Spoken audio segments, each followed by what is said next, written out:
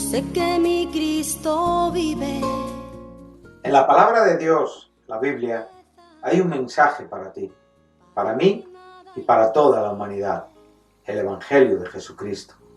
Certeza es la razón, la existencia.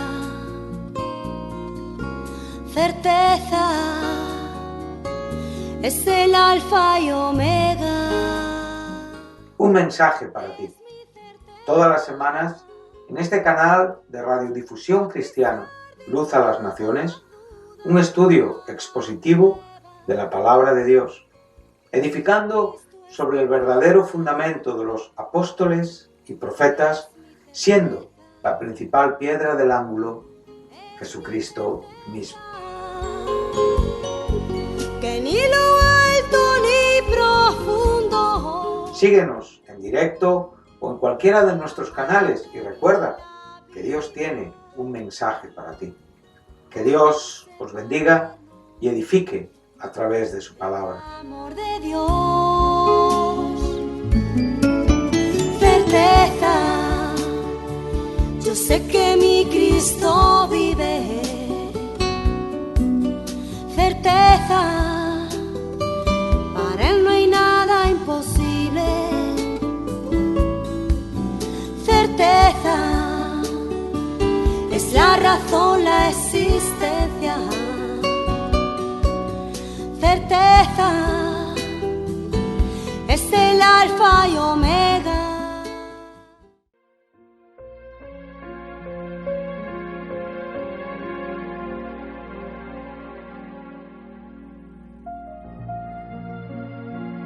Un saludo en este día a los oyentes de Radio Luz a las Naciones, en este programa titulado Un mensaje para ti, que llevo compartiendo con ustedes pues a lo largo ya de un tiempo y que por la gracia de Dios pues podemos continuar realizando este programa, que se une evidentemente al conjunto de toda la programación y todos los contenidos que Radio Luz a las Naciones emite diariamente. Es una gran bendición poder escuchar, deleitarnos, edificarnos a través de la palabra de Dios. Dios ha dejado su palabra. Es un legado santo, es un legado espiritual que a través de la cual Él puede revelarse, puede mostrarse, puede darse a conocer. Y por medio de esta acción en la que Dios, por su beneplácito, actúa y revela su persona, pues podemos también conocer a Cristo, que es evidentemente la revelación de Dios. Siempre recordamos esas palabras tan maravillosas de la epístola general a los hebreos, donde el comienzo es: Dios, habiendo hablado de muchas maneras y muchas veces en otro tiempo a los padres por los profetas, en estos postreros días nos ha hablado por el Hijo. Por lo tanto, podemos comprender que la intención del Dios Padre es dar a conocer a Jesucristo, la segunda persona de la Trinidad, y por medio de la acción del Espíritu Santo que inspiró a los escritores de la Biblia, pues hoy, teniendo esta palabra inspirada, poder conocer más profundamente la persona de nuestro Señor Jesucristo. El propio Pedro también nos anima a crecer en el conocimiento de nuestro Señor Jesucristo. Y la única forma y la única manera, el único medio que tenemos para poder crecer en este conocimiento es a través de la relación con la palabra de Dios. Dios se revela a través de su palabra y nosotros somos beneficiados por este alimento en el cual crecemos para el conocimiento, evidentemente, de todo lo que Dios ha dispuesto para nuestra salvación y para nuestra bendición. Por lo tanto, Para nosotros esto debe de ser el día a día, esto debe de ser el ánimo principal, todas aquellas cosas que nos dirigen, todos los objetivos que tenemos por delante siempre deben de estar fundamentados en el crecimiento y en el conocimiento de nuestro Señor Jesucristo. A lo largo de este programa, durante este año, hemos estado iniciando un estudio de la primera epístola a los Corintios. Sabemos que es la primera epístola de las mayores escritas por Pablo. Como hemos dicho otras veces, sabemos que la primera epístola fue la carta a los Gálatas, seguida de la primera y segunda de Tesalonicenses, y que después vienen primera y segunda de Corintios juntamente con Romanos, que fueron escritas durante los viajes misioneros del apóstol antes de su primer encarcelamiento. En el comienzo del estudio de nuestra epístola nosotros hemos tenido a bien pararnos en una expresión importante en el Nuevo Testamento, que es el término llamar. Y a lo largo de algunos programas hemos podido estudiar juntos, hemos podido edificarnos juntos acerca del profundo significado que este verbo, el verbo kaleo en griego, pues tiene en el Nuevo Testamento, unido a sus formas como adjetivo y sustantivo en cuanto a kletos y klesis, llamado y llamamiento. Es de gran consuelo para los cristianos saber que nosotros no somos un producto circunstancial. Es de gran consuelo para nuestros corazones el saber que la revelación de Cristo no es un método de urgencia porque el mundo se incendió, porque nuestro primer padre Adán incurrió o desobedeció y de repente Dios tuvo que elaborar un plan con una inmediatez y unos recursos hacia algo que inesperadamente sucedió. Esto no puede ser nunca relacionado con nuestro Dios, con el Dios de la Escritura. Él es un Dios que está dotado de atributos, algunos, ya digo, comunicables en cuanto a la propia participación de nuestra naturaleza por medio del nuevo nacimiento, en la misma manera que Adán llevaba la imagen, fue hecho a imagen de Dios. Claramente Moisés escribió en Génesis, en el capítulo 1, verso 26, y en este momento no me falla la memoria, Dios determinó: hagamos al hombre a nuestra imagen y semejanza. De la misma manera, cuando el ser humano, caído y muerto en sus delitos y pecados, es regenerado, transformado, traído a la vida por la obra iluminatoria del Espíritu Santo, presentando la revelación de la condición caída y evidentemente la mediación de nuestro bendito sustituto Jesucristo, quien llevó nuestros pecados sobre el madero y a través del cual y por la fe en su sangre, a quien Dios puso como propiciación por nuestros pecados, podemos ser declarados justos, podemos ser justificados delante del Dios Santo y ser dotados de una nueva vida. Esta nueva vida, como bien nos enseña el apóstol Pedro, es una vida en la que participamos evidentemente de la naturaleza divina. Lo dice muy claramente en la segunda carta o segunda epístola de Pedro, capítulo 1, versículo 4, donde claramente se nos dice que todas las cosas que pertenecen a la vida y a la piedad, venimos leyendo desde el 3, nos han sido dadas por su divino poder mediante el conocimiento de aquel que nos llamó por su gloria y excelencia. Por lo tanto, el divino poder que ha llevado a cabo no solamente la transformación, sino la información, evidentemente, de nuestra situación y de la oferta de gracia en la obra salvífica de Jesucristo, ¿sí? Entonces, esta oferta de gracia nos muestra aquello que es relativo, perteneciente a lo que es la vida, la verdadera vida y la piedad. Sabemos que evidentemente aquí el término piedad da sentido a la vida, no es cualquier tipo de vida, evidentemente es una vida relativa a la piedad, o sea, es un estilo de vida piadoso. Sí, sabemos perfectamente que la piedad es el caminar que evidencia y manifiesta las formas y las maneras que tienen que ver con el cristianismo.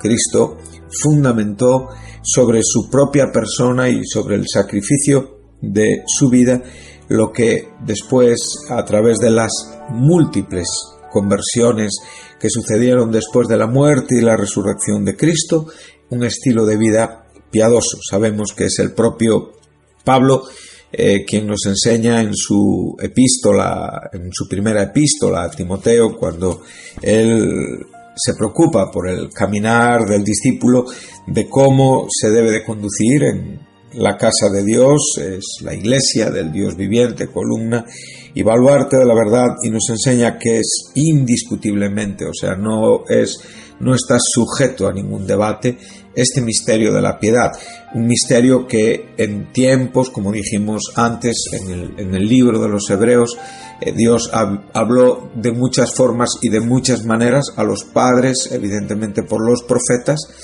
y en esa comunicación Él dio ciertos vestigios, ciertos destellos del plan definitivo en la persona de Cristo Jesús, pero este misterio es aclarado, sí, ya con la resurrección de Cristo, donde ya podemos ver claramente la manifestación, el nacimiento evidente de la Iglesia de Cristo, ¿verdad? Que es la comunicadora y la predicadora de este misterio de la piedad, de quien Pablo fue constituido ministro, y que cada cristiano hoy evidentemente debe de predicar el Evangelio en este mundo. Dios fue manifestado en carne, justificado, dio evidencias de que era quien decía que era, Hijo de Dios, perfectamente hombre, perfectamente Dios, admirado y visto por los ángeles, predicado, aquí tenemos a los gentiles, creído en el mundo y recibido en gloria. Es el propio apóstol quien también dice en su epístola a los romanos también unas palabras para mí bastante concluyentes y definitivas en cuanto al misterio anterior y evidentemente a la revelación de lo que hoy tenemos delante de nuestros ojos, donde dice: pero ahora, verso 21 del capítulo 3 de Romanos, aparte de la ley se ha manifestado la justicia de Dios, testificada por la ley y por los profetas. Por lo tanto, el Antiguo Testamento anunciaba de antemano en una forma profética, todavía con una connotación de misterio, lo que es todavía claro que no había una revelación como la que podemos tener con la presencia del Hijo humanizado en este mundo, esta justicia de Dios, de la cual ya habían hablado evidentemente la ley y los profetas, o sea, todo el conjunto veterotestamentario. Por lo tanto, esta piedad, que ya es una evidencia revelada en la persona de Cristo, manifestada en la conversión de nuestras vidas y también manifestada por la propia vida de los cristianos desde el primer siglo, entonces dice: ha sido dada por su divino poder mediante el conocimiento de aquel que nos llamó. Aquí podemos ver el verbo kaleo. Aquí ya podemos de nuevo contemplar la acción divina que siempre precede a todo lo que sucede en este mundo. Por lo tanto, no somos un producto de la casualidad. De repente no nos encontramos con el Evangelio en esta vida. Sí, es verdad que nosotros no estamos en el mundo buscando a Dios, porque no estamos dotados de una naturaleza capaz de buscar a Dios, porque estamos muertos, necesitamos la iluminación por el Espíritu Santo del Evangelio, o sea, aquel que, como bien nos dice Pablo a los Corintios, segunda carta a Corintios, en el capítulo 4, verso 4, dice, a partir del 4 dice que evidentemente el Evangelio encubierto está entre los que se pierden. Nosotros todos, si hoy estamos confesando cristianismo, pertenecemos a ese grupo de personas que estábamos en este mundo absolutamente ignorantes del Evangelio por nuestra propia condición. Entonces el Evangelio estaba encubierto en el sentido de revelación en nuestro corazón. No habíamos recibido esta información, no había sido todavía predicado en una manera eficiente, eficaz, todavía no había sido aplicada la obra de Jesucristo en nuestros corazones. Por lo tanto, no teníamos en nosotros mismos esta capacidad de poder buscar a Dios. Sabemos perfectamente que nosotros no tenemos este amor hacia el Creador. El hombre no tiene este amor hacia el Creador. Recordamos que es el propio Pablo que dice que no hay justo ni uno, y hoy no es el tema.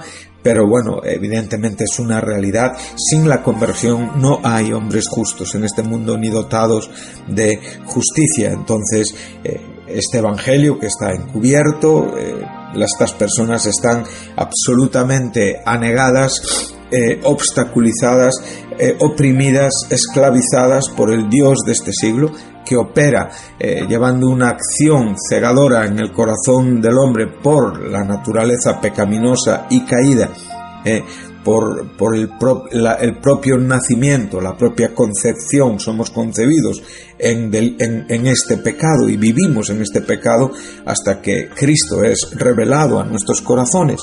Entonces, la primera acción y siempre constante acción del enemigo de nuestras almas, de nuestro adversario, del diablo, de Satanás, del príncipe de este mundo, del Dios de este siglo, es cegar el entendimiento de los incrédulos, con un único propósito: que no resplandezca la luz de Jesucristo, que realmente no podamos ver en el Evangelio la gloria de Cristo. O sea, ¿qué nos está diciendo?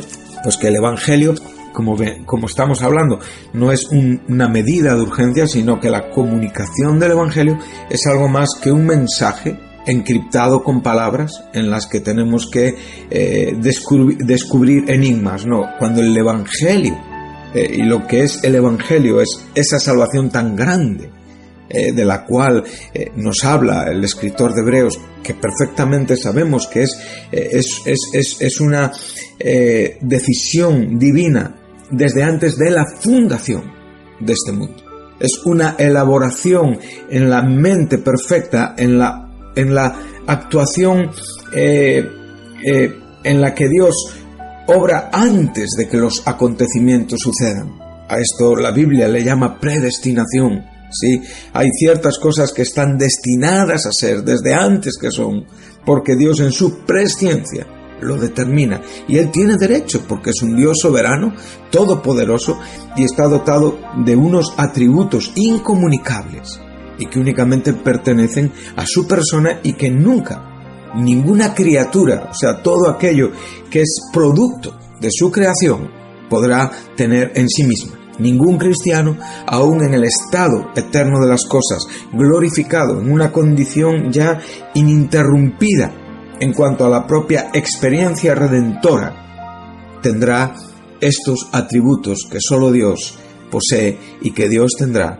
por los siglos de los siglos. Bendito sea su nombre. Por lo tanto, cuando estamos pensando en estas cosas, tenemos que comprender que este evangelio es un evangelio que ya Dios lo determina por el anticipado conocimiento, por el anticipado consejo, por su presciencia, por aquello que Él destina desde antes que las cosas sucedan, ¿sí? Por lo tanto, ahí, en ese momento, Dios determina que el evangelio será predicado en el mundo a hombres pecadores, por quien el Hijo vendrá a morir, por quien el Hijo dará su vida para el rescate de la raza humana caída en nuestro primer padre, en el primer Adán, por el cual y por su desobediencia entró, evidentemente, el pecado. Con el pecado entró la muerte. En su desobediencia todos fuimos constituidos pecadores, ¿sí? O sea, el pecado original tiene que ver con nuestro nacimiento. Cuando hablamos de pecado original, tiene que ver con la condición con la que nosotros nacemos, evidentemente como consecuencia de la caída de Adán. Pero también sabemos que por la obediencia de uno, muchos seremos declarados justos. Entonces, ante esto, nosotros tenemos que gozarnos, ¿sí?, Tenemos que pensar en esta bendición tan profunda, tan espiritual, en la que en el proceso revelador de este evangelio que va desde el estado eterno de las cosas, cuando nada sucedía y cuando solo Dios en su perfección está presente. Desde ahí tenemos que venirnos a la manifestación, a la propia revelación veterotestamentaria, que ya da vestigios y manifestaciones acerca de la presencia del Hijo en este mundo. Todo el asunto profético que nos dirige al Hijo, no solamente como el Salvador de la humanidad, esa bendita simiente de Isaac, en la que serían benditas todas las naciones, sino también en cuanto a los propios pactos con el pueblo judío, que están absolutamente determinados y fundamentados en la aceptación del Hijo como el Mesías. Todos estos pactos guardan una relación con Jesucristo y invariablemente e irrevocablemente sucederán, porque Cristo es la garantía de que sucedan, porque este pueblo tiene que aceptar al Mesías, porque el Mesías vendrá, el Salvador vendrá, el Libertador vendrá, y este pueblo será salvo. En la misma manera podemos ver manifestaciones, teofanías, cristofanías, o sea, evidencias de la persona, de la segunda persona de la trina deidad de Dios, como dice Miqueas capítulo 5 en el versículo 2, porque muchas son sus salidas desde antes, ¿sí? Estas son manifestaciones. Tenemos un Melquisedec ahí en el libro de Génesis, en el capítulo 14 de Génesis, y sabemos que este Melquisedec evidentemente no es una sombra, es Jesucristo manifestado antes de su humanización, porque el libro de Hebreos nos lo enseña. También podemos ver que este siervo, que esta simiente de Abraham, que esta bendición en cuanto a Isaac, ¿sí?, en todo el conjunto de todo lo que es la profecía veterotestamentaria, podemos verle en su glorioso regreso, en su reinado milenial y, cómo no, en el propio estado eterno de las cosas. Y ahí tenemos la cruz. Todos los santos del Antiguo Testamento miraron hacia adelante, pero ellos no podían ser perfeccionados aparte de nosotros. Por eso la cruz es un hecho que no es una medida de urgencia, sino es un propósito eterno, manifestado, revelado en el momento correcto, en el momento exacto, en el segundo exacto. Ni un minuto antes, ni un minuto después. Dios con exactitud permitió que el Hijo muriera en esa cruz, que el Hijo fuera sacrificado en esa cruz, que Él entregara su vida por nuestros pecados en esta cruz. Y en base a esto tenemos el corazón del Evangelio, su muerte y su resurrección, con un alcance tanto hacia lo que es antes de que todo fuese y lo que será después de que todo pase. Todo está relacionado y asegurado y guardado, evidentemente, por los efectos gloriosos, sanadores, triunfantes de la cruz de Jesucristo. Por eso hoy nosotros, la Iglesia, los cristianos, evidentemente traídos a la vida, llamados a la existencia espiritual, somos testigos de este triunfo y manifestamos el olor del conocimiento de Cristo, ¿sí? Que es esta realidad de la cual estamos hablando, ¿no? Entonces, el Evangelio es la gloria de Cristo. Aquí podemos ver la imagen de Dios, o sea, en la persona de Cristo tenemos la revelación del Dios eterno, del Dios Padre, del Dios que nadie ha visto ni puede ver y que en la persona del Hijo nos es revelado. Entonces nos enseña que aquel que mandó que en las tinieblas resplandeciese la luz, eso lo tenemos en Génesis, sí. Aquel que mandó que en las tinieblas resplandeciese la luz, aquel que dijo sea la luz cuando el mundo creado estaba sumido en tinieblas, aquel que pudo separar las tinieblas de la luz, sí, es el mismo que resplandece en nuestros corazones por el mismo poder. Es precioso, ¿no? Por el mismo poder, por la misma acción. Recordamos las palabras: estas cosas pertenecientes a la vida y a la piedad nos han sido dadas por su divino poder. Por lo tanto, Dios no actúa en una manera diferente en cuanto a, Él dijo claramente, sea la luz. Él hace un llamado a que las cosas existan. Separa claramente, da una connotación de bueno, de bien hecho a la luz, en la cual Él está manifestando su poder creativo. Él titula a la luz día, a las tinieblas noche, sí, pero sabemos perfectamente que por medio de esta acción creativa Él no ha podido redimir las almas de los pecadores, de los humanos caídos.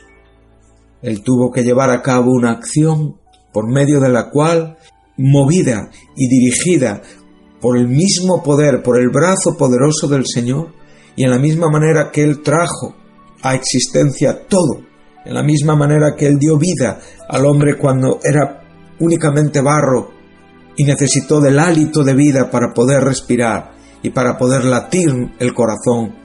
Pero esto, evidentemente, no fue suficiente para poder redimir. Por lo tanto, el Hijo no puede ser un producto circunstancial, ni una acción, ni una intervención de urgencia, como cualquier medida que a veces podemos ver en este mundo, una acción militar, una situación en la que hay que intervenir de urgencia o una operación quirúrgica. No. El Hijo era el cumplimiento y el propósito de todo lo que estaba relacionado con todo lo que Dios estaba haciendo en el mundo. Por lo tanto, el Evangelio corona, es la corona, es el sentido a la razón por la que existen las cosas.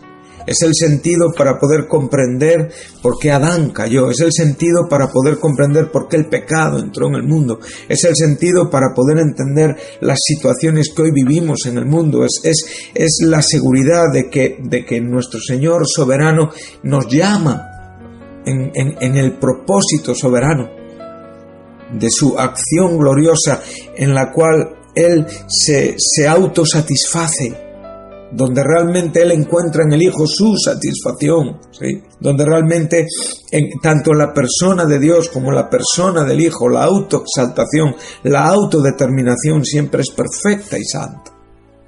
Yo en este Dios descanso, queridos oyentes.